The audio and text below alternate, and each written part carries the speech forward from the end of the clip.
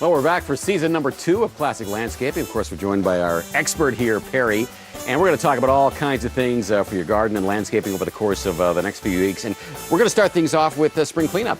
Where do we begin? What do we start to think about? Well, of course, it's the most important thing to take care of in the beginning, because if we get the yard started off right, everything will be a lot healthier for the season.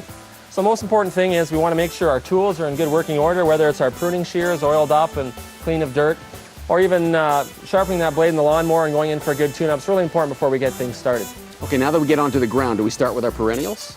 Yeah, it's usually the easiest thing to take care of the beds, because it provides an area where we can really get things started. You want to make sure you clean up any old debris. You can cut back your perennials. Any leaves or things we didn't catch last fall, we want to make sure we take care of, because as they decompose, they provide a nice area for disease and mold and things like that to take over, even slugs and the kinds of things we don't want in our garden.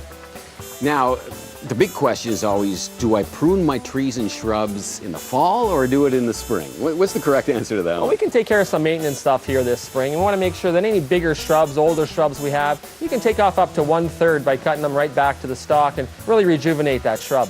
All right, thanks, Perry. The only thing we haven't discussed is what to do with the lawn. We're going to save that for next time. So join us on Classic Landscaping.